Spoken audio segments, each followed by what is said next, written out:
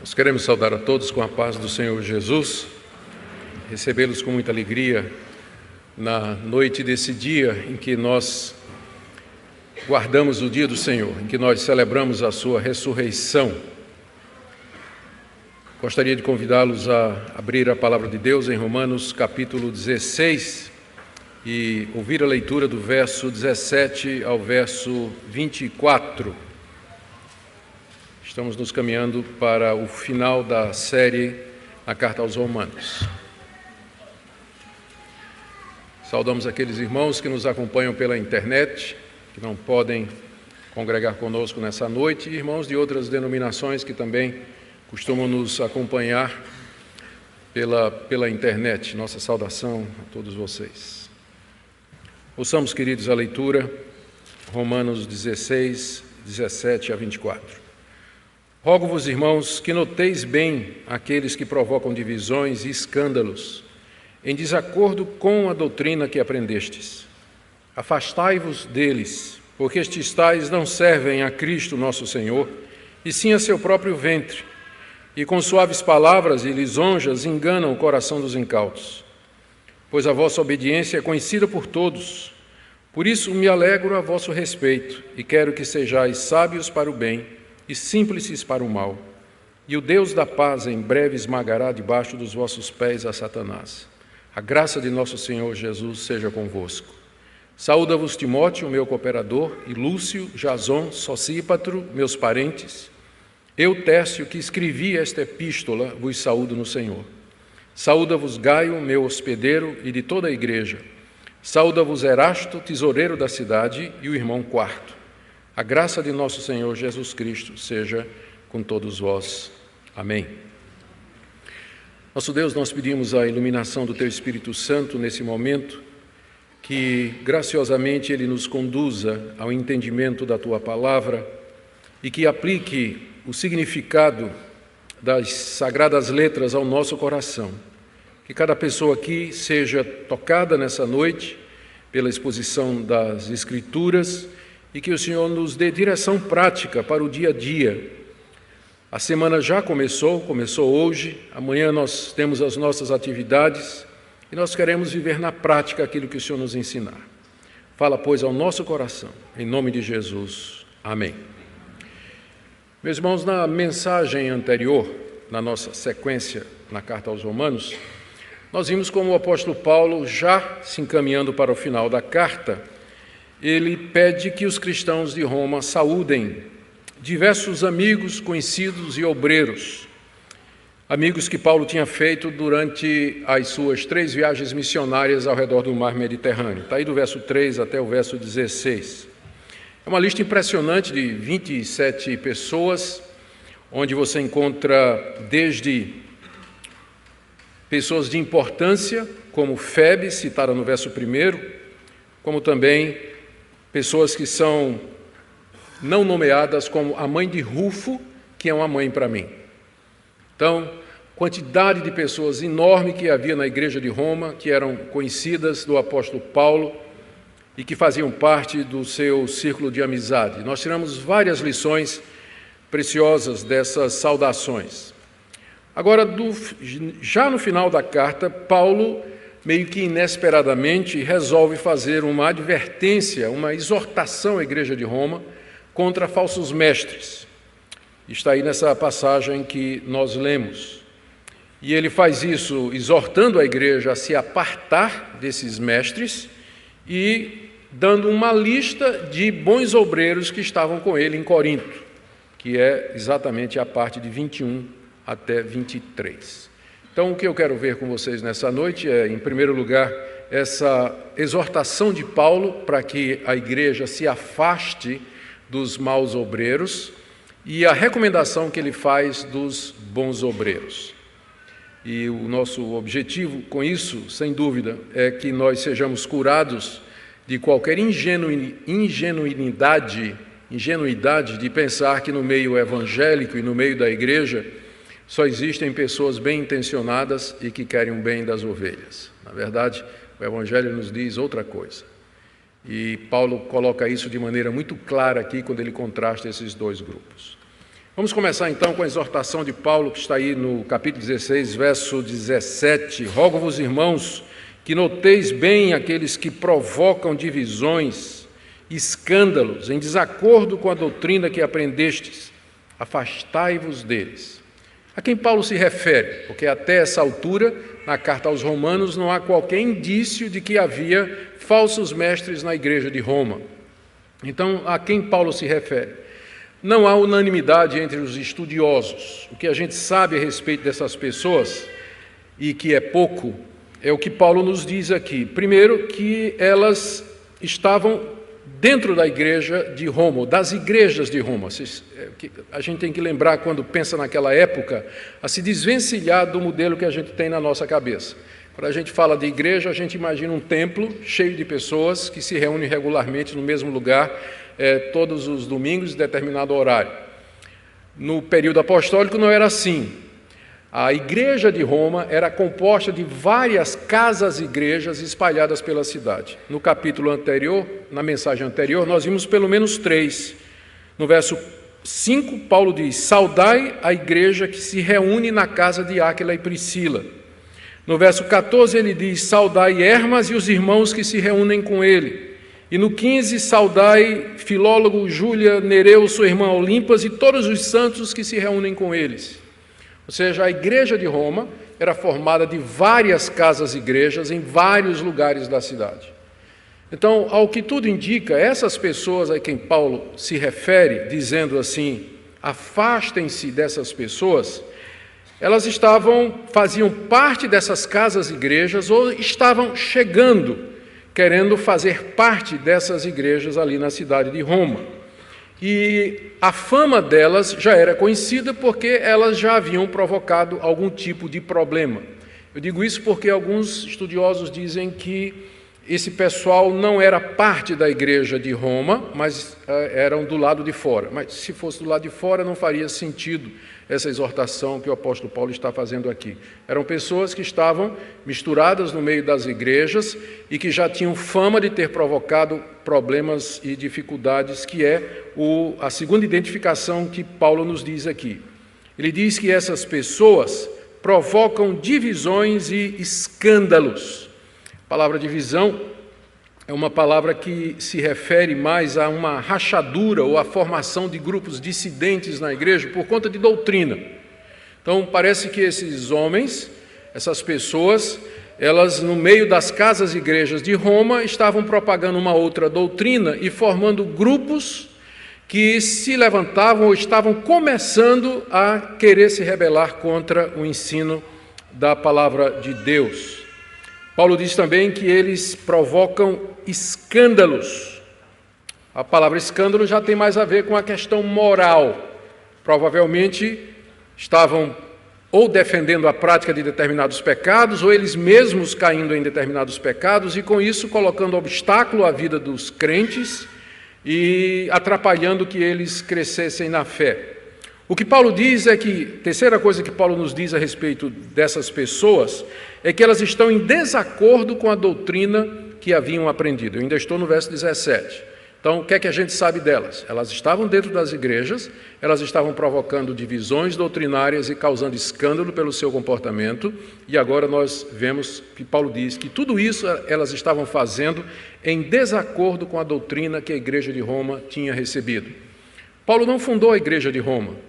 A doutrina da igreja de Roma foi trazida de Jerusalém pelos convertidos romanos no dia de Pentecostes, conforme nos diz a tradição da igreja. Se você ler Atos capítulo 2, você verá que no meio da lista de nações, de pessoas que ouviram os apóstolos falando em línguas e ficaram sem entender o que estava acontecendo, estão romanos, judeus que moravam em Roma e que tinham vindo a Jerusalém para a festa de Pentecostes. E lá eles se converteram com a pregação de Pedro. E voltaram para Roma, trazendo a doutrina dos apóstolos, e lá fundaram a igreja de Roma. Então, é a essa doutrina que Paulo se refere aqui. Ele está dizendo, essas pessoas que estão provocando divisões e escândalos, elas estão fazendo isso em desacordo com aquilo que vocês aprenderam, com aquilo que vocês receberam como sendo a verdadeira doutrina, a palavra de Deus trazida de Jerusalém, ensinada pelos apóstolos e que é o firme fundamento da igreja. Além disso, Paulo pode estar também se referindo ao que ele acabou de escrever aqui. Ele acabou de escrever 15 capítulos de doutrina. Então, e que essa doutrina estava de acordo com a doutrina dos apóstolos. Não há dissonância, não há separação, divisão, desacordo entre Paulo, Pedro, João e os demais apóstolos. O que eles ensinavam era exatamente o mesmo evangelho, com aplicações distintas quando era para os judeus ou quando era para os gentios, mas era o mesmo evangelho. Então, o que Paulo está dizendo é que essas pessoas, elas estavam em desacordo não somente com aquilo que a igreja de Roma havia recebido no início, através dos missionários que vieram lá de Jerusalém, mas também em desacordo com o que o próprio Paulo tinha acabado de escrever em toda a carta, falando sobre a justiça de Deus mediante a fé em Cristo Jesus. Então, essas são as informações que a gente tem. O que é que a gente pode inferir? Que quadro a gente pode compor a respeito da identidade dessas pessoas? Ao que tudo indica, eles eram líderes, eles eram obreiros ou pregadores, mestres, para poder ter o potencial de promover esse tipo de coisa. Lembrando que na história da igreja, sempre divisões e escândalos foram promovidos, na grande maioria das vezes, pelos líderes e não pelo povo. As grandes divisões, os grandes escândalos, os grandes problemas, as grandes heresias não nascem do povo, mas geralmente de líderes. Então, nós podemos inferir que essas pessoas tinham algum grau de liderança ou estavam querendo assumir alguma posição de liderança dentro da igreja de Roma, daí a preocupação do apóstolo Paulo. Mas o que será que eles estavam ensinando?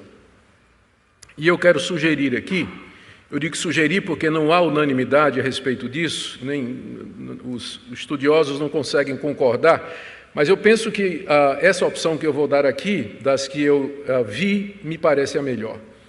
Essas pessoas estavam ensinando a necessidade da guarda das obras da lei para a salvação.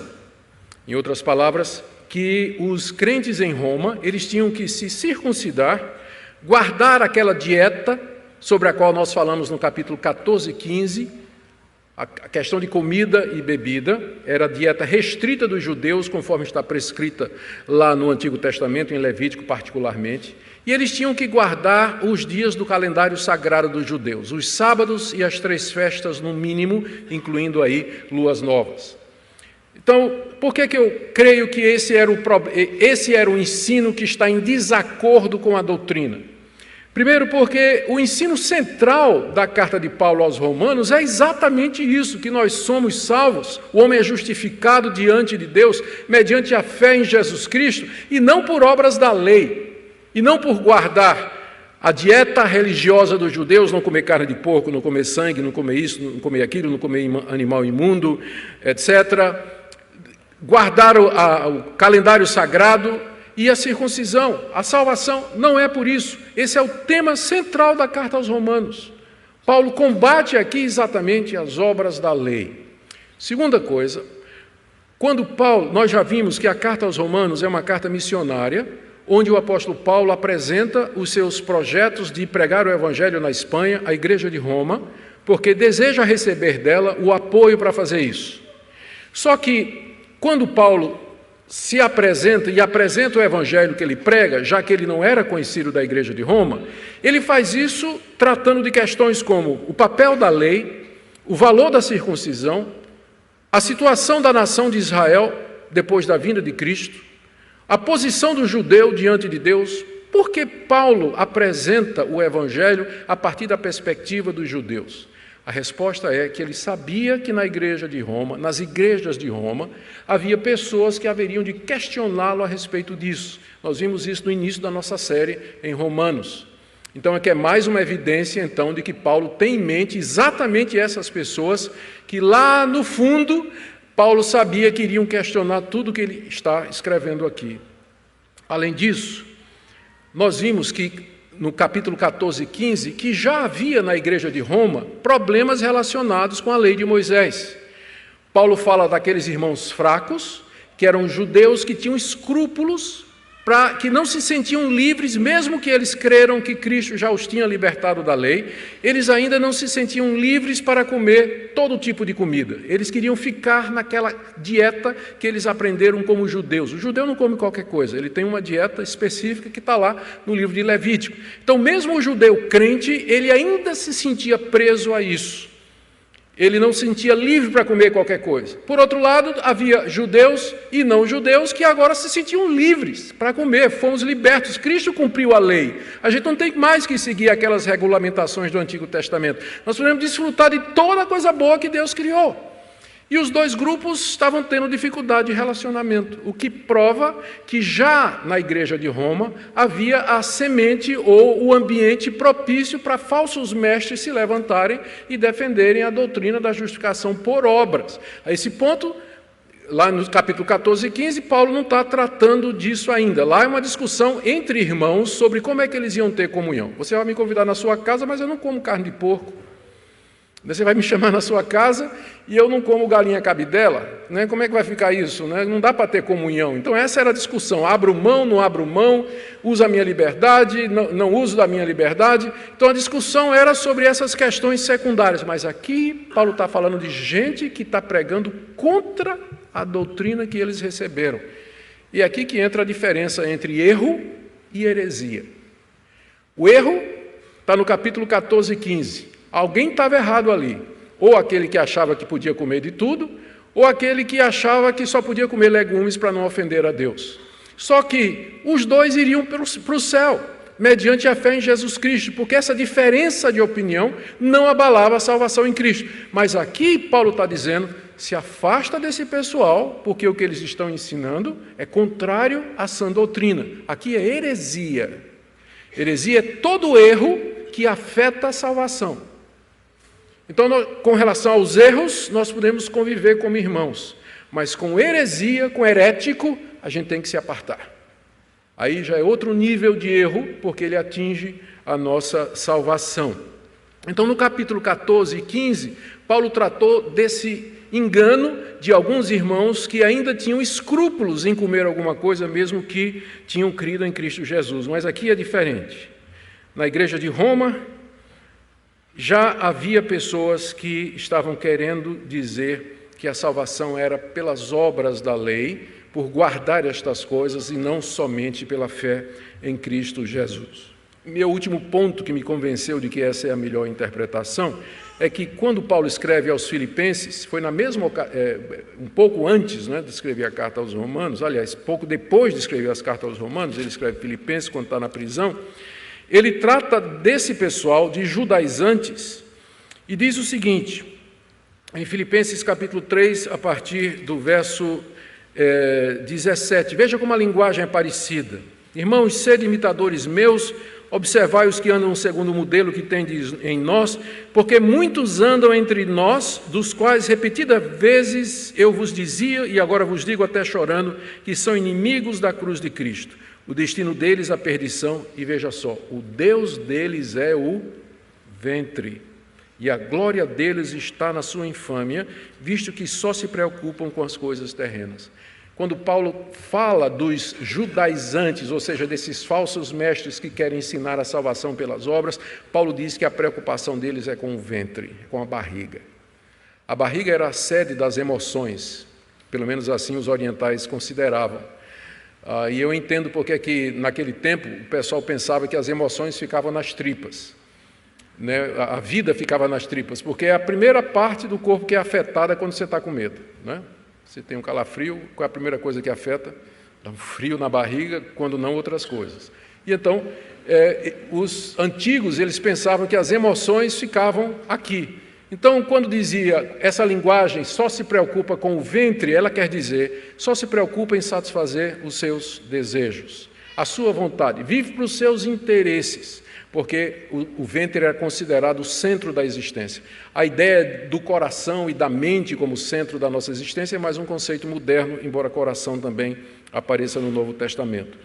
Então, como a linguagem é muito semelhante, a gente pode calcular que Paulo, de fato, está falando aqui dos judaizantes, desses falsos profetas que ensinavam a guarda da lei como caminho para a salvação. Como é que a igreja, então, deveria tratá-los?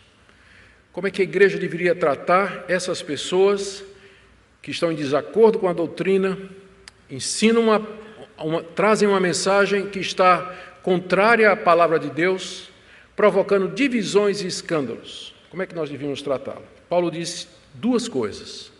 Estão aí no verso 17. A primeira: notai bem essas pessoas. Verso 17: rogo-vos, irmãos, que noteis bem aqueles que provocam divisões e escândalos. Notar bem significa ficar de olho, ficar alerta, para não ser surpreendido e ter cuidado. Não sair da sua vigilância e do seu campo visual nem um minuto. Note bem, marque essas pessoas, fique de olho nessas pessoas, atenção, cuidado com essas pessoas, porque você não pode virar as costas para elas, você não pode fazer isso, porque senão você vai ser surpreendido. Segunda coisa que Paulo diz, final do verso 17, afastai-vos deles. Ou seja, não tenham nenhuma proximidade com essas pessoas e nem permitam que elas tenham proximidade com as igrejas de vocês, o que significa, não receba essas pessoas nas igrejas de vocês. Não deem a elas espaço ou oportunidade para ensino ou para exercer qualquer influência, mas se afasta desse pessoal, não queira nada com isso. Não tenha proximidade com elas. Ainda não era caso de disciplina e de exclusão. Paulo está aqui sugerindo cautela, exortando fortemente que a igreja seja cautelosa com esse pessoal, que não dê espaço para esse pessoal. Agora, isso aqui é muito importante a gente fazer algumas observações. A primeira delas é que volto ao assunto anterior, quando os irmãos estavam discutindo se podia comer porco ou não, era uma discussão entre irmãos, Paulo recomenda o quê? Abra mão, conviva. Você vive para agradar o próximo. Convivam entre si, não quebrem a comunhão da igreja. Mas quando se trata de um ensino contrário à palavra de Deus, Paulo diz, se afastem desse pessoal, não receba esse pessoal, não dê lugar na igreja, na sua vida, na sua mente para a doutrina dessas pessoas. O problema é que a diferença entre essas duas coisas às vezes é muito tênue. Até onde, ou quem é que vai dizer o que é erro e o que é heresia? Até que ponto eu posso dizer essa pessoa está ensinando alguma coisa que está contrária à palavra de Deus? Paulo dá quatro razões em seguida, pelas quais a igreja de Roma, as igrejas de Roma não deveriam ou deveriam se afastar dessas pessoas e não recebê-las. A primeira, e aí já vai dando subsídios para que nós entendamos ou respondamos à pergunta que eu levantei há pouco. A primeira é que eles não servem a Cristo, mas ao próprio ventre, diz Paulo no verso 18. Final do verso 17, afastai-vos deles, 18, porque estes tais não servem a Jesus Cristo, nosso Senhor, e sim ao seu próprio ventre. Ou seja, eles se apresentavam dizendo que eram servos de Jesus Cristo, que foram chamados por Deus, que foram enviados por Deus para pregar a palavra e para ensinar a verdade. Entretanto, a motivação deles era outra, e Paulo encontrou esse pessoal praticamente em todas as províncias do Império Romano, onde ele plantou igrejas nas principais cidades. Ele encontrou gente desse tipo em Corinto, na Galácia, em Filipos. Em todo lugar que Paulo passava, encontrava gente que aparecia como sendo servo de Jesus Cristo, mas cujo interesse, ele diz aqui, era servir o próprio ventre, ou seja, o desejo mais básico da natureza humana, e, em outras palavras, dinheiro. É outra maneira de dizer, a motivação que esse pessoal tem, na verdade, é isso aqui. E essa é a motivação de todo falso profeta, é dinheiro. Dinheiro que vem pelo poder. De que maneira aquelas pessoas alcançariam esse objetivo? À medida que eles minavam o ensino recebido pelos apóstolos nas igrejas, eles se apresentavam trazendo a verdadeira doutrina de Cristo, como tal ganhavam a liderança das igrejas e a partir daí eles tinham um controle pleno sobre estas congregações, inclusive sobre todas as ofertas e dízimos que eram levantados naquela altura. Paulo diz, eles não servem a Cristo, embora possa parecer assim, mas servem ao seu próprio ventre, estão buscando os seus próprios interesses. E meus irmãos, isso é tão verdade hoje como foi verdade nos dias do apóstolo Paulo. Há pessoas que se apresentam como servos de Jesus Cristo, mas o interesse deles é o ventre. Eles querem satisfazer os seus desejos, seus planos, seus propósitos, as suas ambições. Segunda razão que Paulo dá para que a igreja se afaste desse pessoal e não dê nenhum espaço para eles, é que eles enganam o coração dos incautos com palavras suaves e com lisonjas. Final do verso 18. Com suaves palavras e lisonjas, enganam o coração dos incautos. Ou seja, eles eram maus, ímpios e tinham intenção de enganar. Há um padrão no Novo Testamento que é bom observar aqui. Quando se trata de membros das igrejas que foram iludidos ou estão sendo iludidos por um falso profeta ou por um falso ensino, geralmente a abordagem é pastoral. Os apóstolos escreviam uma carta ou faziam uma visita, pastoreavam, ajudavam aquelas pessoas. Havia todo um tratamento de misericórdia tentando resgatar aquelas ovelhas. Mas quando se trata dos líderes, daqueles que promovem esse ensinamento, aí o tratamento já é diferente. O tratamento é duro, o tratamento é inflexível, é de entregar ao diabo, entregar a Satanás, é de resistir, de não dar espaço, é de condenação clara, como Paulo está fazendo aqui. Por quê? Porque a intenção, porque às vezes a gente pensa assim, a gente vê um falso profeta de uma grande denominação, enganando o povo com a falsa teologia, e algumas pessoas ingenuamente chegam para mim e dizem assim, pastor Augusto, não será que ele é sincero? Não vejo isso. Pode ser que tenha gente na igreja dele que seja sincera e que está sendo enganada pelo falso profeta. Mas que ele seja sincero, eu acho que não. Não é assim que o Novo Testamento trata pessoas que promovem falsas doutrinas. Sempre o ponto é esse, eles fazem isso porque estão movidos por uma intenção errada que geralmente é dinheiro ou lucro, ou popularidade, ou fama, ou poder, ou qualquer outra coisa. Então, não há compaixão, nem há misericórdia nenhuma para aquele apóstata herético que nega a palavra de Deus e ensina essa verdade às pessoas. O tratamento do Novo Testamento é muito sério, exatamente porque entende que o alvo é enganar as pessoas, como Paulo diz aqui, com palavras suaves e lisonjas, enganam o coração dos incautos. Os incautos, eles vão ser enganados. Os incautos vão ser enganados por falsos profetas, porque eles usam, Paulo diz aqui, suaves palavras e lisonjas. Essas duas expressões, elas têm a mesma raiz na língua grega, que é a palavra para promessa. E poderia ser entendido como eles enganam as pessoas fazendo com palavras, promessas e dizendo ao povo aquilo que o povo quer ouvir. É isso que significa suaves palavras e lisonjas. Agradar o coração do povo, dizer ao povo o que eles querem ouvir. Em vez de dizer a verdade, jogar para a plateia. Não é? Em vez de jogar mesmo, jogar para a plateia. O que é que o povo quer? O que é que o povo quer ouvir? É assim que eles enganam o coração dos incautos. E geralmente esse pessoal é extremamente capaz em fazer esse tipo de coisa. Um incauto é a pessoa que é simplória, teologicamente falando. É aquela pessoa que diz que teologia não importa, que teologia é uma coisa difícil, complicada. Vamos amar os irmãos, fazer missões e fazer o bem. Esse é o evangelho, esse é o simplório, esse é o incauto, porque ele não vê o valor da doutrina. E exatamente porque ele não vê o valor da doutrina, ele não estuda, e, consequentemente, ele não tem discernimento, e quando vier alguém com suaves palavras e lisonjas, ele vai engolir a isca, o anzol, a linha, a chumbada e a vara toda. Vá embora. Porque ele é incauto. Ele acha que não. Eu já contei aqui para vocês, mas não canso de contar, que eu sempre morro de rir daquela mulher que me mandou um Twitter dizendo assim: meus pregadores prediletos, Edir Macedo e Augusto Nicodemos.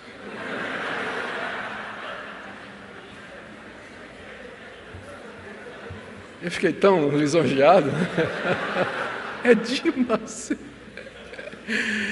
Não tem discernimento nenhum. Discernimento nenhum. Vou dar 2 exemplos na história da igreja do que são essas pessoas. Aqui você tem Ário, o herético do século III e IV, de Alexandria, no Egito, que negava a divindade de Cristo e a Trindade.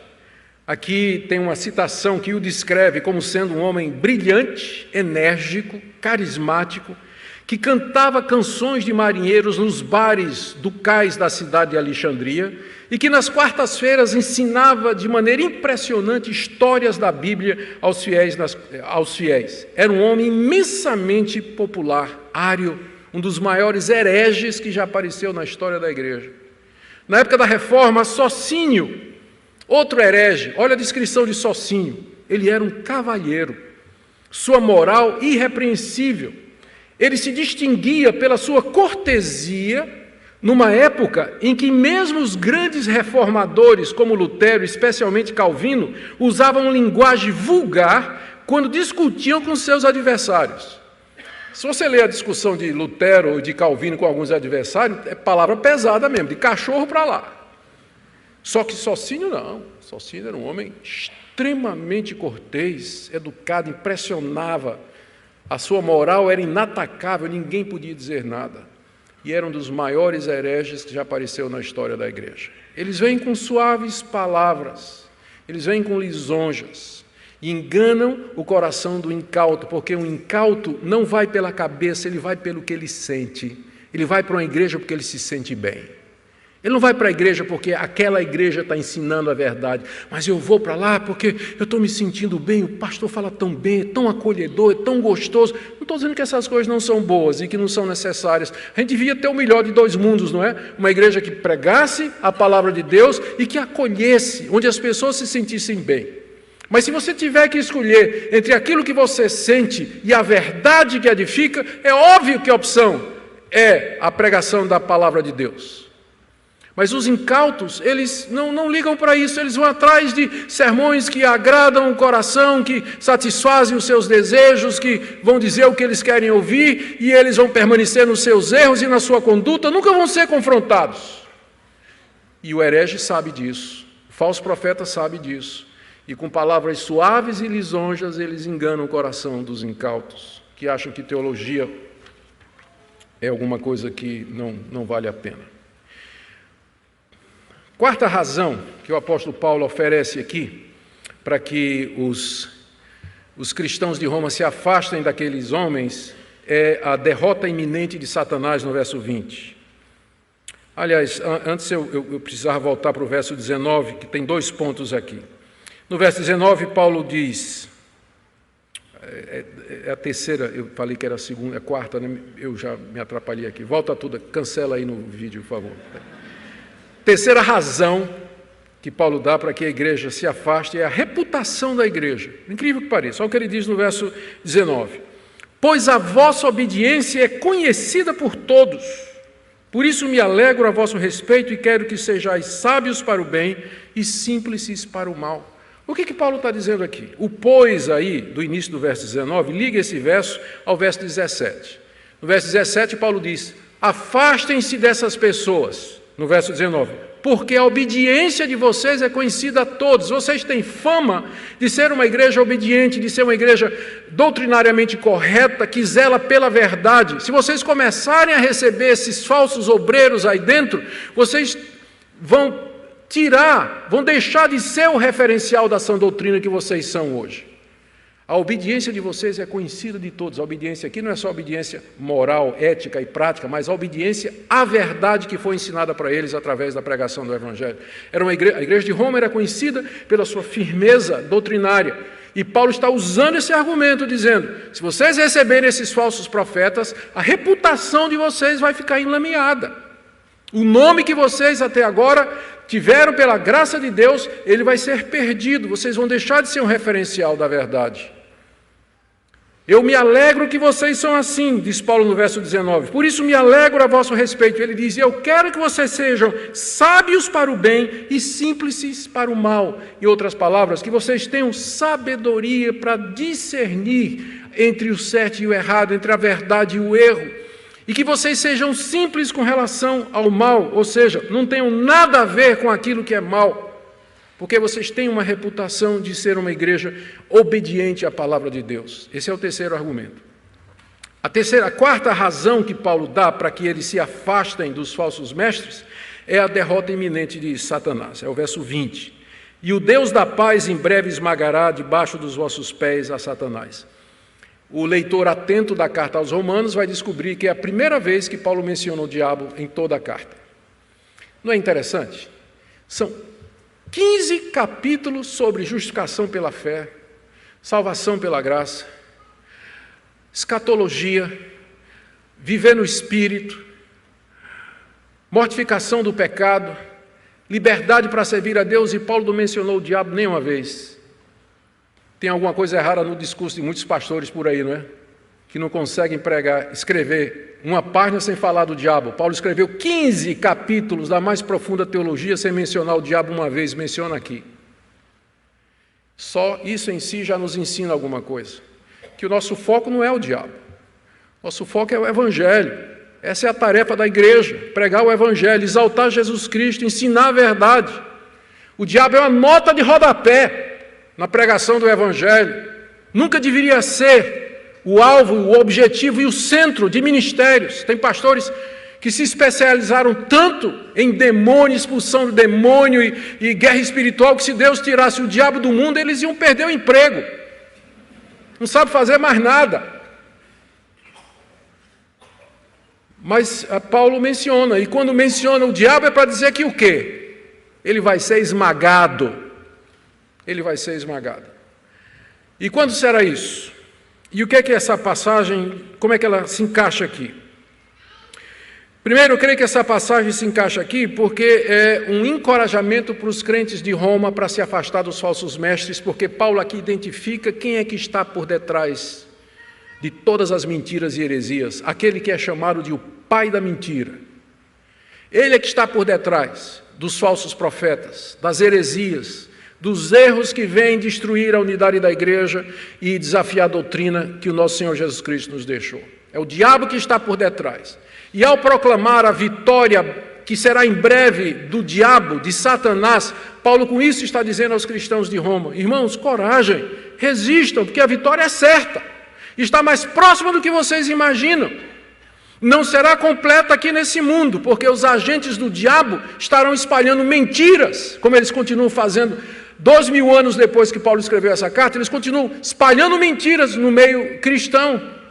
Mas a vitória é certa. Quando o Senhor Jesus Cristo voltar, vocês verão o diabo ser pisado, esmagado debaixo de vossos pés. Aqui tem duas referências que nós devemos lembrar. A primeira delas, não há dúvida, Paulo está se lembrando aqui da promessa que foi feita à mulher, lá em Gênesis 3,15, quando ele disse para a serpente, na verdade foi Gênesis 3,15, ele fala que tu lhe ferirás o calcanhar, ele te esmagará a cabeça e tu lhe ferirás o calcanhar.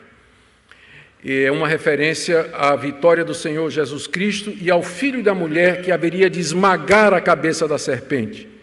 Paulo, sem dúvida, tem em mente isso, só que aqui há um componente, ele está dizendo que os crentes vão participar disso. Não está dizendo isso? Deus da paz em breve esmagará debaixo dos vossos pés a Satanás. E aqui vem a segunda referência, que é 1 Coríntios capítulo 6, quando o apóstolo Paulo diz, indignado à igreja de Corinto, que estava um irmão processando o outro no tribunal, Paulo diz à igreja de Corinto, será que vocês não têm condição de julgar entre vocês? Vocês não sabem que nós vamos julgar os anjos?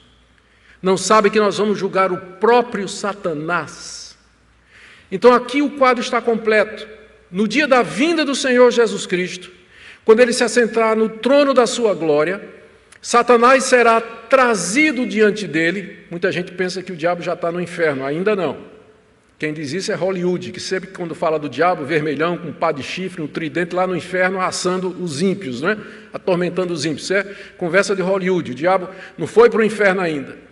Ele irá quando o Senhor Jesus voltar, e ele será então condenado, e nós, o povo de Deus, estaremos com o Senhor Jesus Cristo quando ele pronunciar a sentença e lançar no inferno Satanás, os seus anjos e os seus agentes mentirosos, os falsos profetas e os ímpios, que irão todos para o inferno. E nós participaremos nesse dia. É isso que significa: Deus em breve vai esmagar Satanás debaixo dos pés de vocês. A vitória é certa, vocês vão participar disso. O pai da mentira será destruído, portanto, coragem, resistam ao erro, sejam sábios com relação à verdade e à sã doutrina, para não se deixar enganar por estas pessoas. Paulo termina no final do verso 20, invocando a bênção de Deus sobre os irmãos. A graça de nosso Senhor Jesus Cristo seja convosco. Paulo acaba essa carta 3 vezes. Ele, na verdade, ele não consegue acabar, né? A primeira, tem alguns manuscritos antigos que terminam a carta no capítulo 15, olha, está aí, ó. Veja, capítulo 15, verso 33. O Deus da paz seja com todos, amém. Terminou o culto? Não. Vem o capítulo 16, né? Ele se lembra de saudar várias pessoas e terminou as saudações, verso 16, terminou todas as saudações, aí vem o verso 20, a graça do nosso Senhor Jesus Cristo seja convosco. Terminou o culto? Não. Porque aparece no verso 24 de novo, ó, a graça do nosso Senhor Jesus Cristo seja com todos. Amém? Amém. Terminou? Não. Final do verso 27, ao Deus único e sábio seja dada glória por meio de Jesus Cristo pelos séculos dos séculos. Amém. Alguns acham que Paulo não estava conseguindo terminar a carta aos Romanos, né?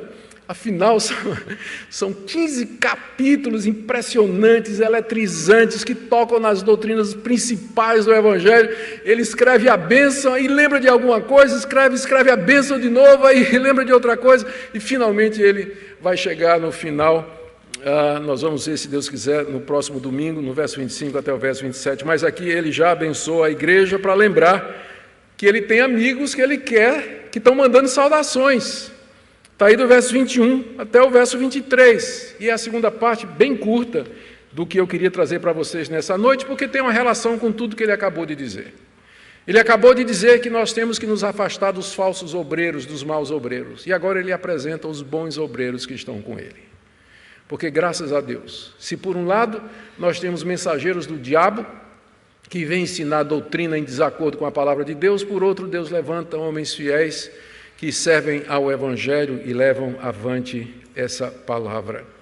Aqui do verso 21 até o verso 23, nós temos a relação de alguns irmãos que estavam com o apóstolo Paulo quando ele escreveu essa carta na cidade de Corinto. Você tem que lembrar disso. Paulo estava em Corinto quando ele escreveu a carta aos Romanos. E junto com ele estavam, agora nós sabemos, um grupo de irmãos que ele menciona aqui e que estavam mandando saudações. O primeiro é Timóteo, verso 21.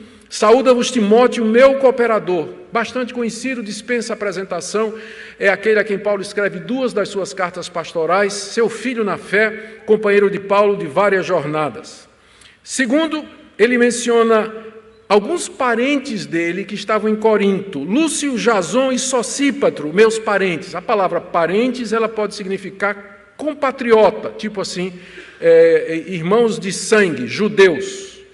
Mas é muito mais usado no sentido de parente, alguém próximo, um primo, um irmão ou alguém da família mais remota.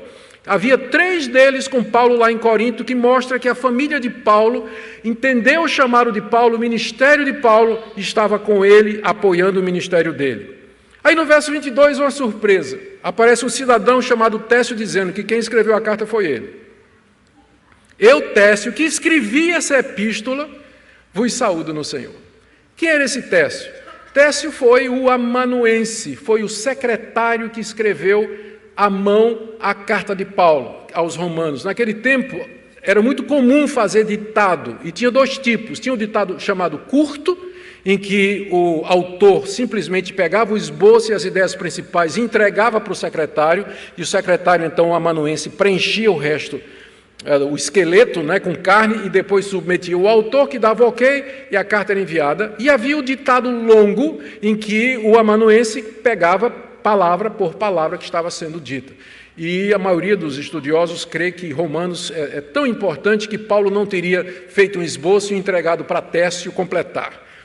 Técio, na verdade, copiou literalmente as palavras que Paulo disse, sem que ele, de alguma maneira, contribuísse com alguma coisa, a não ser com a sua profissão, que ele devia ser amanuense. E Paulo, quando chega aqui, diz: Técio, vem cá, vai, agora escreve a tua saudação. Aí, opa, mesmo? Sério? Na carta aos Romanos? Sim, mas eu sou um mero secretário. Não, vai, pode escrever. Eu, Técio, que escrevi essa carta, vos saúdo no Senhor. Entrou para a história o secretário lá da igreja de Corinto. Não é? Entrou para a história, porque é aquele que escreveu o que Paulo mandou. Depois você tem no verso 23, Gaio, saúda-vos Gaio, meu hospedeiro de toda a igreja. E aqui a gente aprende que quando Paulo escreveu essa carta, ele estava hospedado na casa desse irmão Gaio, que era um homem rico na cidade de Corinto, que havia se convertido e que abrigava a igreja de Corinto na casa dele. Na casa dele. Ou então, Paulo morava lá em Corinto, no mesmo lugar onde a igreja se reunia. Gaio, o hospedeiro, mandava saudações. Saúda-vos Erasto, tesoureiro da cidade. Tem uma inscrição muito antiga, descoberta nas ruínas da antiga Corinto, dizendo aqui: Erastus mandou pavimentar essa rua às suas próprias custas. Uma inscrição numa pedra antiga lá em Corinto, que o pessoal acha que é esse mesmo Erasto aqui, que ele era tesoureiro da cidade e, portanto, era o administrador da cidade, um homem rico de posses, que se converteu e que estava lá com Paulo em Corinto quando Paulo escreve. E, finalmente, o irmão Quarto, que ninguém sabe quem é, mas entrou para a história como o irmão Quarto, né? Estava lá com Paulo na hora que ele escreve. Por que essas saudações aqui são importantes e por que eu fiz questão de citá-las dentro dessa mensagem sobre falsos profetas? É porque o alvo de Paulo, sem dúvida, ao apresentar a saudação dessas pessoas, é dizer que ele não estava só, quando ele escreveu essa carta, fazendo os seus planos, que Paulo cria em trabalho de equipe. Paulo queria estreitar as relações entre a igreja de Roma e a igreja de Corinto. Primeiro ele cita conhecidos na igreja de Roma, mensagem anterior. Agora ele cita conhecidos que estavam com ele na igreja de Corinto, com isso aproximando as duas igrejas. E ele queria mostrar que, mesmo que às vezes falsos profetas rondem a igreja, entretanto Deus tem levantado homens como estes aqui que ele citou, que de diferentes maneiras contribuem para o Evangelho. Todos eles contribuíram para o Evangelho e para que a carta de Roma fosse escrita. E eu termino então, irmãos, com algumas aplicações aqui para nós. Primeiro, o que é que a gente pode tirar disso aqui? Primeiro ponto, esse texto nos ensina que a doutrina do Evangelho já estava definida na época do apóstolo Paulo. Quando ele diz assim: se afaste dessas pessoas porque eles estão em desacordo com a doutrina que vocês aprenderam, significa que a doutrina já estava tão definida que era possível dizer: esse cara está em desacordo. Porque se no século I o Evangelho ainda não estivesse definido, era impossível dizer quem era falso profeta ou não. Era preciso que fosse claro o centro do Evangelho, para que Paulo pudesse dizer: isso aqui está em desacordo. Desacordo com o quê? Com esse referencial, com esse grupo de doutrinas que é o centro crucial do Evangelho. E esse ponto é muito importante, porque ele nos diz que já no primeiro século, quando os apóstolos estavam escrevendo o Novo Testamento, as doutrinas centrais do Evangelho já estavam perfeitamente definidas e delineadas. Ou seja, Deus já havia se revelado e dito tudo aquilo que Ele nos queria dizer nas Escrituras Sagradas. E isso é importante para nós, porque a Igreja Católica, ela crê em revelação contínua. A Igreja Católica acredita que Deus ainda está dando novas revelações, como creem os mórmons, como creem as testemunhas de Jeová, como crê o Maomé quando diz que recebeu a visita do anjo Gabriel trazendo uma nova revelação de Deus para a humanidade. Mas os cristãos, eles estão convencidos que Deus já encerrou a sua revelação, já no século I, Paulo dizendo, a verdadeira doutrina é essa aqui, quem se afastar disso, quem ensina o contrário, é contra a palavra de Deus, se afaste dessas pessoas. Segunda coisa que nós podemos aprender dessa passagem é a importância de nós conhecermos então essa doutrina para estarmos alerta com os que divergem dela, que querem enganar os membros da igreja. Eu entendo porque que alguns membros da igreja, membros de algumas igrejas, eles têm um slogan, doutrina divide. Eu compreendo. E eu peço desculpa em nome das igrejas históricas, porque durante muito tempo as igrejas históricas, elas focalizaram demais a questão doutrinária, e elas esqueceram que nós estamos pregando para a gente. Nós precisamos receber pessoas, amar pessoas, estender a mão, acolher pessoas. E muitos teólogos, excelentes teólogos, não tinham compaixão nenhuma. Tem alguns teólogos que parecem aqueles cachorros que são treinados para cheirar droga em aeroporto. Eles ficam cheirando para achar heresia em todo lugar. Mesmo quando não está de serviço, quando está em casa, ele fica cheirando do mesmo jeito. Que foi treinado para achar heresia, como os cachorros treinados para cheirar maconha ou cocaína nos aeroportos. E então isso provoca uma ideia errada de que doutrina, ela traz ódio, ela traz mágoa, ela traz sentimento de superioridade. Eu sei a doutrina, a história da igreja, a boa teologia, e você não sabe nada, sua igreja não ensina nada disso. Aí muita gente em reação diz, doutrina divide. Eu entendo vocês e eu peço perdão. Toda vez que alguém que se disse reformado foi arrogante em cima da doutrina, porque é uma contradição em termos isso aí. Você não pode ser reformado e arrogante, porque a primeira doutrina, o primeiro dos grandes pontos do calvinismo é depravação total, e começa com você. E começa com você. Mas, por outro lado, negar o valor da doutrina, de conhecer as Escrituras, o ensino da palavra de Deus, é você se tornar um simples, um incauto, um simplório que vai ser enganado por um falso profeta inteligente, cortês, bem educado, que vai iludir você com falsas promessas, como há milhões hoje no Brasil, seguindo falsos profetas. Exatamente porque eles acham que doutrina não tem valor, acham que igreja é só um lugar onde você vai para se sentir bem, cantar, louvar, desopilar, fazer amigos, arrumar uma namorada e por aí vai, e ter os seus desejos satisfeitos, emprego, casa, carro, por aí vai. Não. O que salva é a verdade. Você pode ter fé, mas se você crê na mentira, vai para o inferno do mesmo jeito.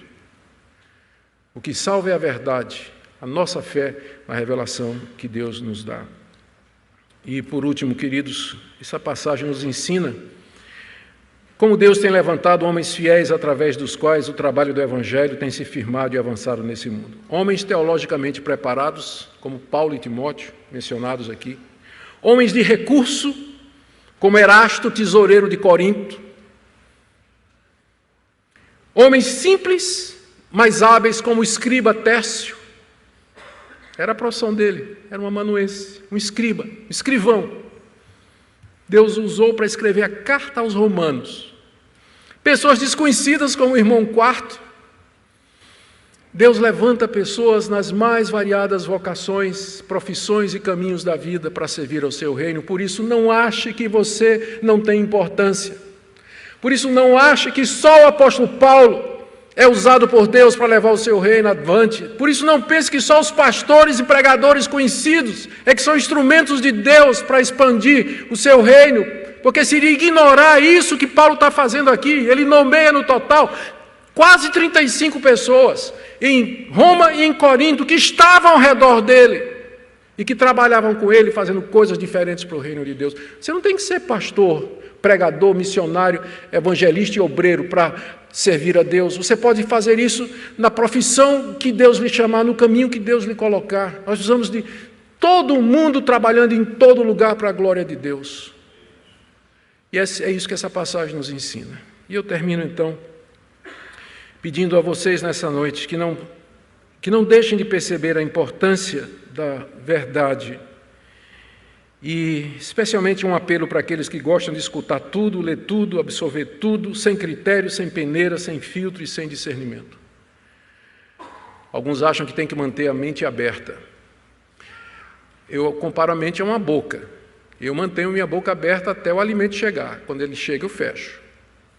Mastigo, engulo e me alimento. Mas tem gente cuja mente é uma boca aberta o tempo todo. Ele não digere nada, não engole nada, não mastiga nada, não se alimenta de nada. Ele lê tudo, observa tudo, não tira conclusão nenhuma, não tem doutrina, não sabe de onde vem nem para onde vai. Não seja assim. Mas a palavra de Deus é muito clara e serve de referência para nós do que é a verdade. Vamos segui-la. Oremos. Obrigado, Senhor, pela Tua palavra, pelo que ela nos ensina.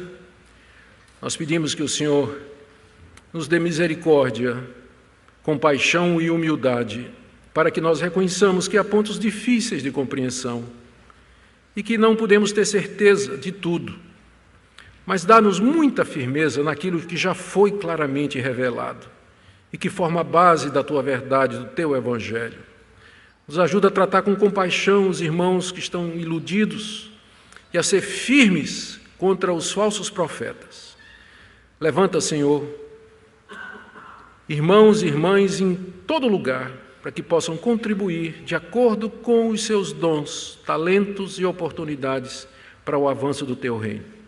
Oramos por todos aqueles que estão aqui nessa noite, em nome de Jesus. Amém.